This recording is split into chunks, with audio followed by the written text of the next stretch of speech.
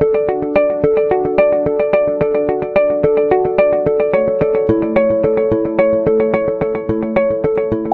ka-MCOs! Nagtataka ka rin ba kung bakit pagkahaba-haba ng ating electric bill kada buwan? Alamin natin kung ano ang ating binabayaran at ang nilalaman ng ating electric bill. Iisa-isahin natin ang tinatawag na unbundled rates para mas maintindihan ninyo kung paano binubuo ang inyong bayad sa kuryente. Ready na ba kayo? Tara, simulan natin! Ang ating electric bill ay hindi lang basta-basta singil. Bawat bahagi nito ay mahalagang papel upang makarating sa ating mga tahanan ang kuryente.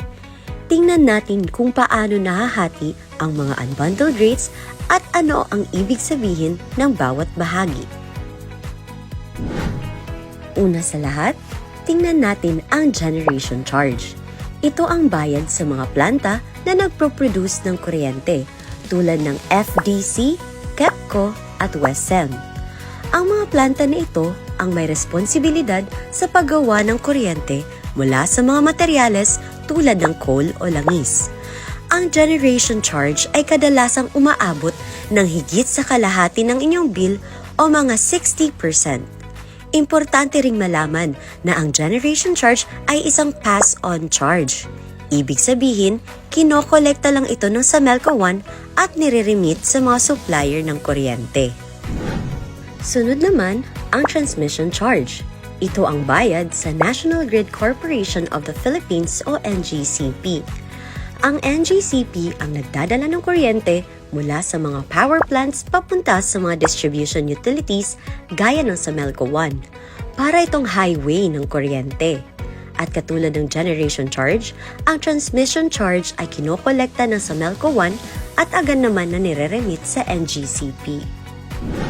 Ang distribution charge, ito ay para sa mga gastos sa pagbuo, pagtatayo, pagpapatakbo at pagpapanatili ng sistema ng distribusyon na nagdadala ng kuryente mula sa high voltage transmission grid papunta sa mga commercial, industrial at residential na gumagamit. Kasama rito ang maintenance ng mga linya, transformers at iba pang kagamitan upang masiguro ang ligtas at maaasahang serbisyo. Samantala, ang supply charge ay para sa mga serbisyong ibinibigay sa mga consumer tulad ng billing, pangongolekta at iba pang kaugnay na serbisyo. Mahalaga ito upang masiguro ang tumpak na paghahatid ng serbisyo at suporta sa mga consumer.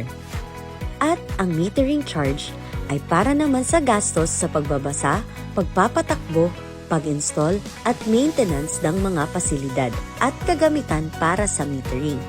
Kabilang din nito ang iba't iba pang gastos na may kinalaman sa pagbibigay ng serbisyo sa metering. Sa kabuuan, ang mga charges na ito ay tumutulong upang masiguro ang serbisyo ng kuryente para sa mga consumer. At ito lang ang halaga na napupunta sa Samelco 1. Susunod ay ang System Loss Charge. May dalawang uri ito, technical at non-technical. Ang technical system loss ay dulot ng natural resistance ng kuryente sa mga linya, habang ang non-technical system loss ay nagmumula sa pagnanakaw o iligal na paggamit ng kuryente o mga sirang metro. Pinapayagan ng Energy Regulatory Commission o ERC ang kooperatiba na maningil ng hanggang 10.50% para sa system loss. Kung lumagpas sa halagang ito, ang Samelco 1 ang sasagot sa sobrang halaga. Tingnan din natin ang subsidies. Ang mga ito ay discount para sa mga kwalipikadong low-income consumers o lifeliners at mga senior citizens. Alinsunod sa direktiba ng gobyerno, nagbibigay tayo ng tulong sa ating mga marginalized citizens. Ang halaga ng discount na ito ay kinokolekta o binabayaran ng ibang mga consumers. Hindi rin mawawala ang universal charge. Ito ay bayad sa gobyerno para sa iba't ibang layunin tulad ng stranded contract cost, missionary electrification charge, environmental charge, REDCI, at FIT-all. Ang stranded contract cost ay para sa mga dating utang ng National Power Corporation, habang ang Missionary Electrification Charge ay tumutulong sa pagpapailaw sa mga liblib na lugar. Ang Environmental Charge ay para sa pangangalaga ng kalikasan. REDCI ay nagbibigay insentibo sa mga renewable energy developers, at FIT-all ay para sa suporta sa mga nagpo-produce ng renewable energy. Ang lahat ng ito ay ipinapataw ng ERC at kinokolekta ng kooperatiba para sa gobyerno. Huwag din kalimutan ang government taxes. Ang mga buwis tulad ng value-added tax ay ipinapataw sa lahat ng aspeto ng electric service, mula generation hanggang distribution. Naway naliwanagan na tayo kung paano binubuo ang electric bill at kung ano ang mga binabayaran natin para sa kuryente.